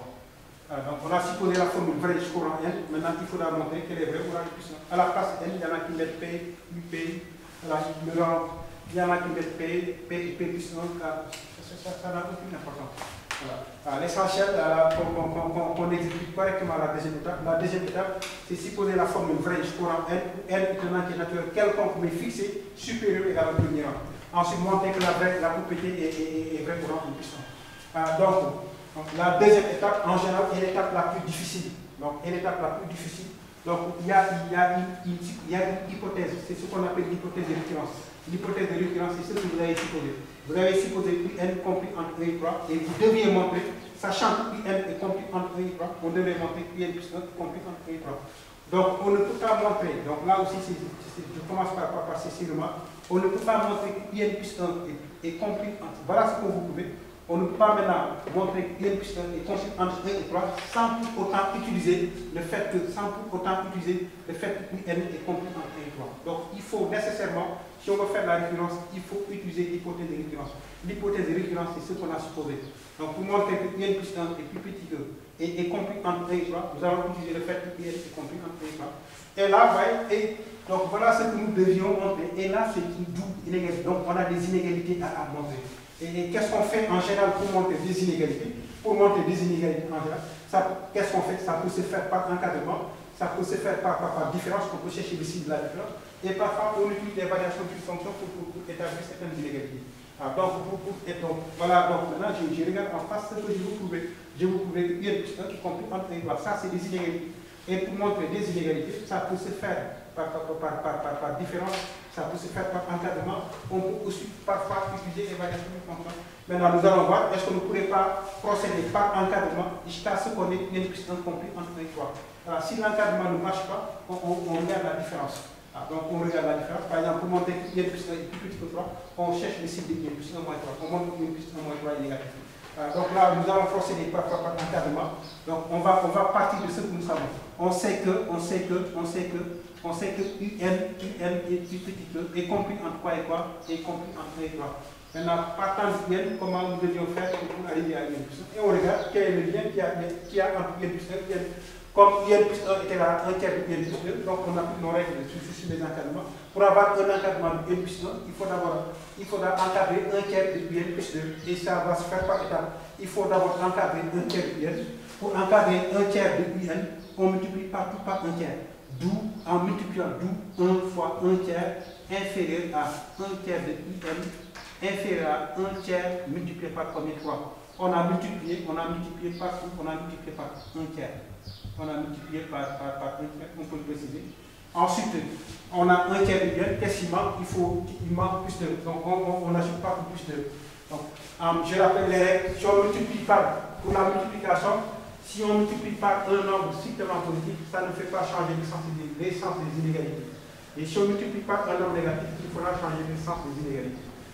Maintenant, quand on ajoute un nombre, voilà, ça ne change pas les inégalités. Voilà. D'où finalement, en ajoutant partout par 2, d'où finalement, on aura 1 tiers fois 1, ça donne 1 tiers, inférieur à 1 tiers de n plus 2, inférieur à 1 tiers multiplié par 3, ça fait 1 plus 2. Donc, d'où 1 tiers inférieur à UN plus 1 inférieur à 3. Alors, n'oubliez pas, ce que nous voulions montrer, c'est que UN plus 1 est compris entre 1 tiers plus 2, 1 tiers plus 2. 1 tiers plus 2, ça fait combien? On a ajouté par 2. 1 tiers plus 2, ça fait 7 tiers. 2 fois 3, 6 plus 1, ça fait 7 tiers. Donc, d'où finalement, on a UN plus 1 compris entre 7 tiers et 3.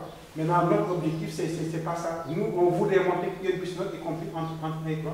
On a une partie, il reste une partie. Maintenant, on peut comparer 1 à 7 tiers. Comme 1 est plus petit que 7 tiers, d'où finalement, on aura 1 inférieur à UN plus 1 inférieur à 3. Donc, la formule, donc, ce qu'il fallait démontrer. D'où ce qu'il fait. Donc, ce qu'on devait démontrer, et on l'a démontré. Donc, tout est appartenant à UN est compris entre quoi et quoi? 1 et 3. Donc, voilà la référence. Donc, voilà les 3 étapes sont exécutées. Il y a la première étape, c'est la vérification au premier rang. Il y a la deuxième étape, c'est l'étape la plus difficile. Donc, dans le raisonnement par référence, supposer la formule vraie jusqu'au rang n, ensuite montrer que la formule est vraie au rang n plus 1. Puis la troisième étape, la conclusion, et on confirme donc ce qu'on m'avait demandé de montrer à parfaitement. Voilà ce que nous entendons par rapport à la conclusion. Voilà. Donc, et toutes les étapes sont nécessaires. Si vous ne mettez pas la conclusion, la référence n'est pas juste. Si vous sautez la deuxième étape, la référence n'est pas juste. Si vous sautez la première étape, donc toutes les 3 étapes sont fondamentales. Voilà. Maintenant, pour l'étape la plus difficile, c'est la deuxième étape. Donc, soit c'est des inégalités, soit c'est des égalités. Donc, qu'est-ce qu'on fait en général pour démontrer une inégalité? On utilise le signe de la différence, on procède par encadrement, ou des fois on peut utiliser des variations d'une fonction. Voilà. La troisième question, on nous demande de montrer que la suite UN est croissante, montrons que U est croissante.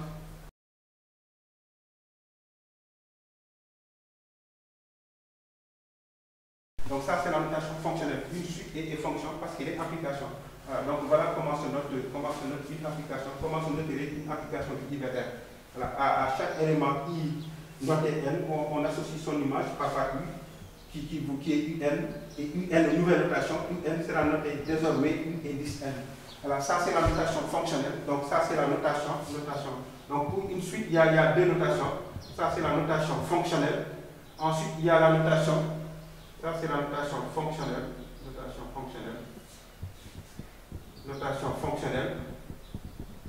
Voilà. Ensuite, il y a la notation indicielle. La notation indicielle.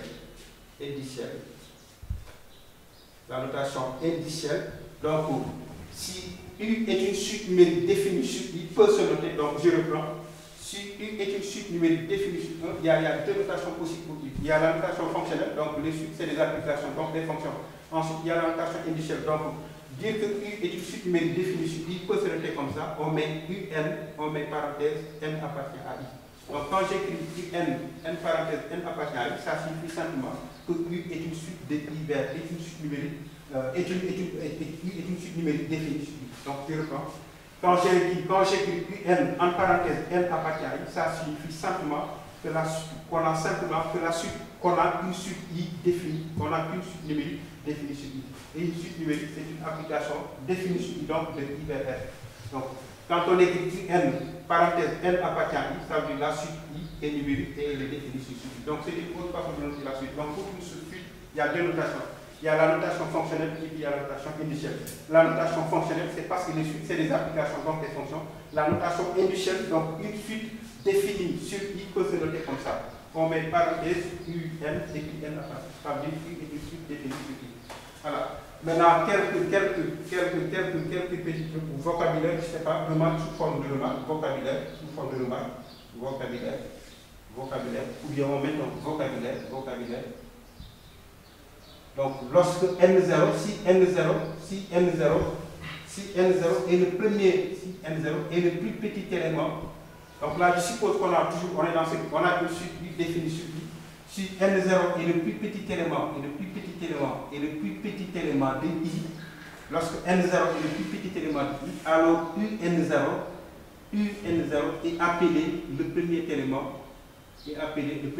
de la suite. le premier élément, le premier terme, pardon, est appelé le premier terme de la suite U. De la suite U. Donc, de la suite U. Donc, finalement, le terme, une suite est un ensemble de termes. Donc, je reprends. Donc, sous forme de vocabulaire. Donc, lorsque N0, si N0 est le plus petit élément de I, alors U indice N0, c'est-à-dire le terme de rang N, le terme d'indice N0, le terme qui vient de rang N0, est appelé le premier terme de la suite. Alors, pour donner un exemple simple, par exemple, si grand I vaut N, le plus petit élément, si grand I est égal à N, alors le plus petit élément de N c'est 0, alors U0 est le premier élément, et le premier terme, de la suite. Voilà, et le premier terme de la suite. Donc si I égale N, le plus petit élément de N c'est 0, donc U0 serait le premier terme de la suite. Voilà, donc à peu près, voilà, un petit avant-touche en avance. Donc, l'apprenant devrait connaître correctement, à la question c'est quoi une suite numérique. Donc, on devrait répondre correctement à cette question. Une suite numérique, donc c'est simplement une application de N ou d'une partie de N vers R. Donc, application de N vers R signifie simplement à chaque entité naturelle, on associe un réel. Donc, quand c'est une partie I de N, à chaque élément I de N, on associe aussi un réel. Voilà qui veut dire application de I vers R ou bien de N vers R. Voilà, maintenant, c'est différentes notations. Donc, pour marquer la différence entre une suite et une fonction, donc on change complètement de façon d'appeler. Donc, en général, les fonctions, on les appelle petit f, petit g, petit h, mais pour le suite, ce sera petit u, petit v, petit w. Ainsi, on parlera de u suite numérique, v suite numérique, w suite numérique. Maintenant, sur une suite, sur U et suite numérique, il y a deux façons de noter une suite numérique. Il y a la notation fonctionnelle, il y a la notation indicielle. Donc, la notation fonctionnelle, parce qu'une suite est une application, donc une fonction. Donc, une suite définie sur I se note I 2 points, I vers R, à chaque. Maintenant, la variable ici est notée au lieu de petit x, elle est notée N. N, ça représente tous les entiers naturels de I. Donc, à chaque élément petit n de I, on associe son image par U, qui est UN. Et maintenant, à la nouvelle notation, l'image de N par U, notée en parenthèse N, sera notée désormais U et 10N. Et c'est le terme D 10N. Donc, UN 10N. Donc, UN, c'est le terme D 10N. Voilà. C'est aussi le terme général de la suite U.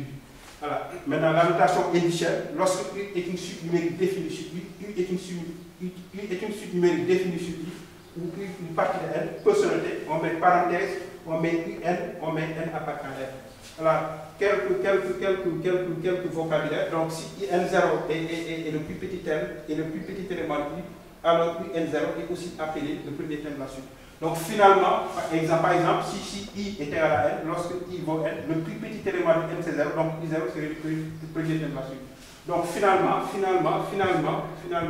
une suite U est simplement un ensemble de termes. Une suite est un ensemble fini, infini. Une suite est un ensemble de termes. Est un ensemble de termes.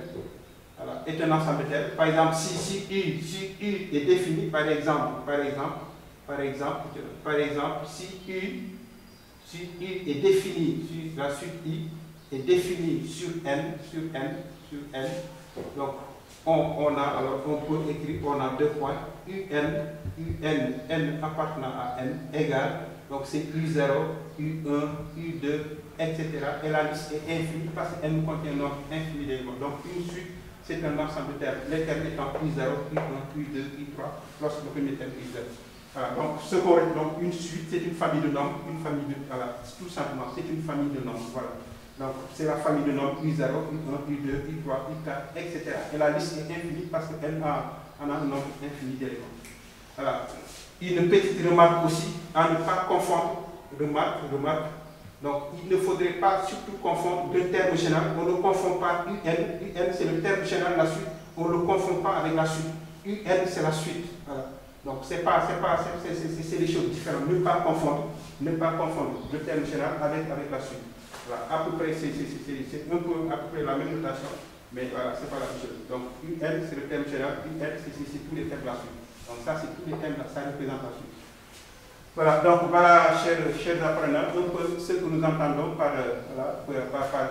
sur ce que nous avons compris par définition de la suite. Donc, on a essayé de vous donner la définition d'une suite. Donc, une suite, c'est simplement la définition, parce que je ne peux pas admettre qu'on manipule une notion sans qu'on ne sache le minimum de la notion. Le minimum, c'est à la question, c'est quoi une suite que vous répondez. Voilà ce que nous entendons. Une suite, c'est simplement une application de N ou bien d'une partie de N vers R. Et c'est quoi application de N vers R? Application de N vers R signifiant à chaque entité naturelle, on associe un nombre R. Voilà. Simplement, si c'est une partie I de N, à chaque élément de I, on associe un nombre R. Voilà, simplement. Voilà, le reste maintenant, c'est des notations et du vocabulaire. Voilà, pour désigner une suite, voilà les lettres que nous utilisons en charge. Et la suite peut se noter de deux manières. Donc, il y a la notation indicielle, il y a la notation fonctionnelle. Ça, c'est la notation fonctionnelle. J'ai effacé fonctionnelle. Voilà, ça, c'est la notation indicielle. Et un certain vocabulaire qu'il faudra connaître. Donc, le premier terme. Donc, lorsque N0, si la suite U est définie sur U et que N0 est le plus petit élément de U, alors N0 est appelé le premier terme de la suite. Voilà. Petit 2, différentes déterminations d'une suite. Différentes déterminations d'une suite. Donc, différentes déterminations d'une suite. Voilà, il y a deux manières de définir une suite. Suite définie par une formule explicite. Suite définie par une formule explicite. Voilà. Suite définie par une formule explicite. Donc, une suite numérique U, une suite numérique I, donc une suite numérique U, une suite numérique I, une suite numérique U est définie par une formule explicite,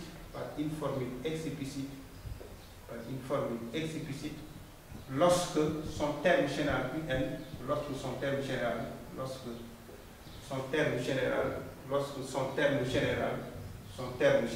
UN, définition très simple, son terme général UN est exprimé en fonction de N. Voilà. Est exprimé en fonction de N. Donc, quand est-ce que la suite numérique U est définie par une formule explicite? Donc, elle est définie par une formule explicite lorsque son terme général UN est exprimé en fonction de N. Exemple.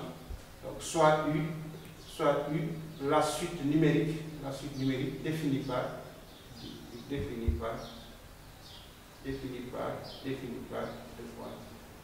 UN, par exemple, égale à 2N plus 1, voilà. 2N plus 1. Voilà, donc un exemple très simple. Donc là, le terme général de la suite UN, tout le monde le voit, il est exprimé en fonction de N. Donc là, si je vous demandais calculer I0, I1, I2, etc., I10 et I10. Donc pour calculer un terme, on prend l'expression de terme général, puis on remplace N par le rang. Donc si je veux calculer I0, je prends N, puis N est remplacé par 0. Donc c'est votre f de x en parenthèse, c'est votre f de x. Donc UN égale 2N plus 1, d'où U0. Pour avoir U0, on remplace N par 0. U0, ce sera 2 fois 0 plus 1, ça donne 1, etc. Pour avoir U1, vous faites la même chose, vous remplacez N par 1 et vous calculez. Pour avoir U10, on remplace N par 10, 2 fois 10 plus 1, ça fait 21. Là, ça fait 3. Donc, les termes sont calculés directement, sans aucun intermédiaire, sont calculés directement à partir du terme général. Donc, tout terme est obtenu à partir du terme général. Donc, tout terme est obtenu à partir du terme général qui est exprimé en fonction de N. Donc, la suite est déterminée par une forme explicite lorsque son terme général est donné en fonction de N. Il n'y a pas que cette manière pour définir une suite. Il y a ce qu'on appelle suite définie par une formule de récurrence. Suite définie par une formule de récurrence. Suite définie par une formule de récurrence. Voilà. Qu'est-ce que nous entendons? Qu'est-ce qu'on entend par suite définie par une formule de récurrence? Donc, une suite numérique U est défini par une formule de récurrence,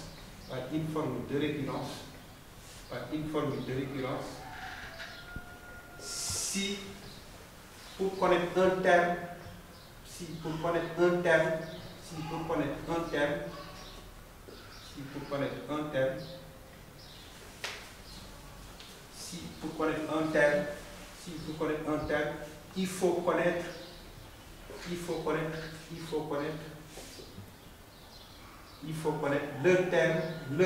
le terme ou les termes qui le précèdent. Voilà, qui le précède. Le ou les termes qui le précèdent. Voilà, qui le précède.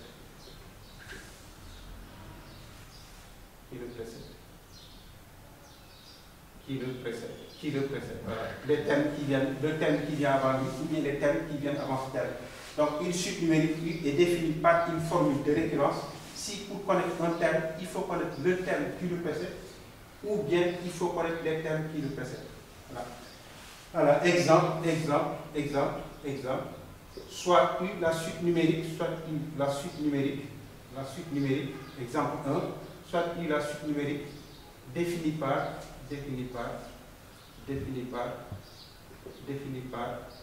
U0 égale à 1 et UN plus 1, voilà, U indice N plus 1,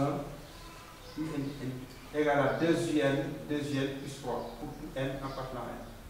Voilà comment est définie la suite. Donc, vous voyez, la suite est définie par cette école-là. Donc, il y a le premier terme U0 qui est donné, qui vaut 1. Puis, on a une relation entre le terme d'indice N plus 1 et le terme d'indice N. Le terme de rang, donc le terme d'indice N plus 1, c'est le terme de rang N plus 1. Donc, on a une relation entre le terme d'indice de rang N plus 1 et le terme de rang N. Donc, on a U indice N plus 1 en fonction du N. Voilà. Puis, on me demande de calculer U1, U3 et U4 par exemple. U1, U3 et U5. Voilà. Donc là, contrairement à suite définie par une formule explicite, là vous allez voir, pour connaître U1, il faudrait qu'on sache le terme qui le précède. Par exemple, là, regardez, donc, voilà comment est structurée la suite. Donc on a deux lignes qui définissent la suite. Il y a cette première ligne. Donc cette première ligne, c'est U0 égale 1. C'est dans la deuxième ligne qu'on a la relation entre U indice N plus 1 et U indice N. Voilà, donc, si on veut U1, donc on peut avoir une relation entre. Donc là, c'est. Donc, on fera un petit abus de langage. Donc on dira donc, autant N et N plus 1, c'est un abus de langage. Donc autant N et N plus 1 sont consécutifs, après N c'est N plus 1. Donc on dira aussi que N et N plus 1 sont consécutifs. C'est un petit abus, mais qui permet de voilà. Donc là, si je veux, donc là c'est quand je regarde cette égalité, c'est la relation entre deux termes consécutifs, c'est la relation entre N plus 1 et N. Donc c'est cette même relation que je vais utiliser pour avoir une relation pour trouver U1. Donc pour trouver U1, il me faudra une relation entre U1 et quoi? U0. Ça c'est le terme. Quand j'écris N et N plus 1 sont consécutifs, le rang qui précède N plus 1 c'est N. Donc on maintient ce même langage avec les termes. Donc UN est le terme qui précède UN plus 1. Donc N plus 1. N précède N plus 1, donc par abus aussi, on dira que UN, si on passe au terme, on dira que UN précède UN plus 1. Donc si on veut, pour avoir un terme, donc finalement, quelle lecture on pourra avoir de cette égalité, pour avoir un terme, on prend le terme qui le précède, on le multiplie par 2, puis on a tout 3. Donc si je veux un terme, je prends le terme qui le précède, je multiplie par 2, voilà. Donc si je veux, quel est le terme qui précède U1, c'est U0. Parce que l'entier qui précède 1 est 0. Donc par abus, le terme qui précède U1, ce sera U0. Donc on prend, si on veut U1, on prend le terme qui précède U1, c'est U0. Et puis on ajoute combien? 3. Donc finalement, vous voyez, pour connaître U1, il faut connaître le terme qui le précède. Donc si je veux U1, donc pour connaître un terme, il me faut absolument le terme qui le précède. Donc si je veux U1, on a U1 égale 2 fois U0 plus 3. Comme on connaît U0, on saura U1. Alors ça, c'est une façon de voir. Ou bien une autre façon de voir, on peut prendre cette égalité et regarder, il faudra donner à N quelle valeur pour connaître U1. Donc pour connaître U1, il faudra donner à N la valeur 0. Puis on remplace N par 0 dans cette égalité et on aura U1 égale 2 U0 plus 3. Comme on a U0, comme on a eu 0, finalement, on pourra calculer U1. U0, ça fait 2 fois 1, plus 3, ça fait 5. Voilà. Si je veux U3, donc si on veut U3, il nous faut U2. Et quelle est la relation entre U3 et U2? U3, on prend le terme qui précède U3, c'est-à-dire U2, on le multiplie par 2, ou bien on remplace simplement ici N par combien? Par 2. Donc il y a deux façons de voir la chose. Pour connaître U3, on prend U indice N plus 1, on se demande qu'est-ce qu'il faudra, par quelle valeur il faudra remplacer N par quel nombre pour connaître U3. Pour connaître U3 à partir de U N plus 1, il faudra remplacer N par 2. Donc si on remplace N par 2, ce sera U3 égale à 2 U2 plus 3. Donc pour connaître U3, il nous faut U2. Et pour connaître U2, il vous faudra U1. Et pour avoir U1, on peut remplacer N par 1. U2, c'est 2 fois le terme qui le précède plus 3. Voilà. Et on aura, comme on connaît U1 est égal à 5, ça fait 2 fois 5, plus combien? Plus 3, ça fait 13. D'où maintenant, d'où on remonte.